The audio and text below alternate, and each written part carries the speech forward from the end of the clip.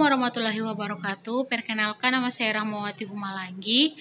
Saya dari kelas 1A Prodi PG PAUD. Tujuan saya membuat video tersebut untuk memenuhi tugas bahasa Indonesia. Baik, pertama-tama saya akan menjelaskan tentang sejarah perkembangan bahasa Indonesia. Perkembangan bahasa Indonesia, lisan maupun tulisan berkembang mulai pada tanggal 28 Oktober 1928 bersamaan dengan Sumpah Pemuda. Bahasa Indonesia yang telah dikenal oleh khalayak umum merupakan bahasa Melayu yang menjadi lingua franca atau bahasa perhubungan di Nusantara kala itu.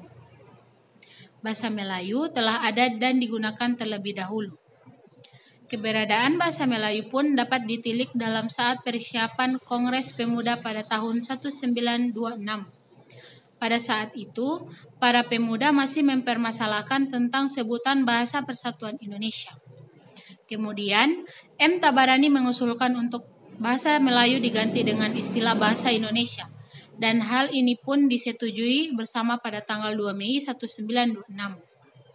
Bahasa Melayu yang merupakan cikal bakal bahasa Indonesia telah berkembang di Indonesia sangat pesat. Bahkan sebelum bahasa Indonesia pertama kali resmi dan diumumkan pada Sumpah Pemuda, bahasa Indonesia sejak dahulu telah membentuk bangsa dan mempersatukan keberagaman yang ada di Indonesia yang memiliki tingkat kemajemukan yang sangat tinggi. Selanjutnya, saya akan menjelaskan tentang kedudukan bahasa Indonesia. Bahasa Indonesia dalam kedudukannya sebagai bahasa nasional didasarkan Sumpah Pemuda pada tanggal 28 Oktober 1928, terutama butir ketiga yang berbunyi, "Kami putra dan putri Indonesia menjunjung tinggi bahasa persatuan bahasa Indonesia." Kedudukan bahasa Indonesia sebagai bahasa negara dikukuhkan sehari setelah kemerdekaan Republik Indonesia dikumandangkan, atau seiring dengan berlakunya Undang-Undang Dasar 1945. Bahasa Indonesia juga sebagai bahasa resmi kenegaraan, bahasa pengantar di lembaga-lembaga pendidikan, dan sebagai alat pengembangan kebudayaan. Selanjutnya adalah fungsi bahasa Indonesia. Berikut fungsi bahasa Indonesia sebagai bahasa negara. Yang pertama, bahasa resmi kenegaraan dan penyelenggaraannya harus menggunakan bahasa Indonesia. Yang kedua, bahasa pengantar pendidikan.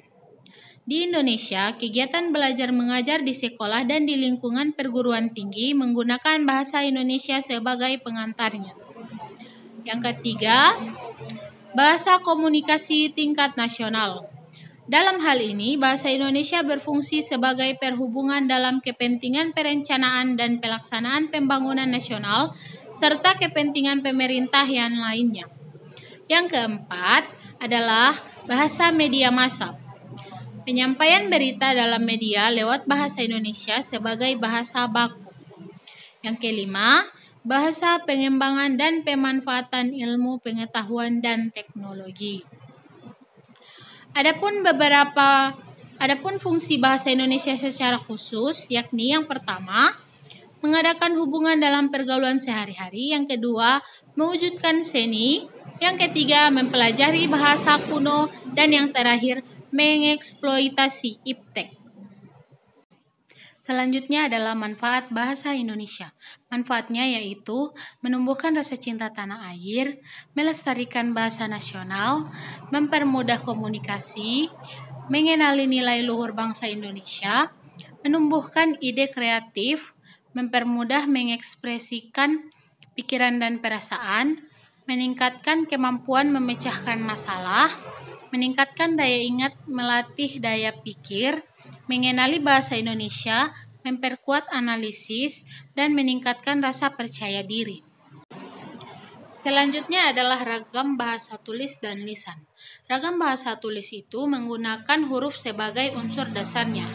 Hal ini berkaitan dengan ejaan, tata bahasa, dan kosakata. Dan ragam bahasa lisan itu merupakan bahasa yang digunakan oleh pemakai bahasa dalam berkomunikasi, misalnya seperti orang berpidato atau memberi sambutan.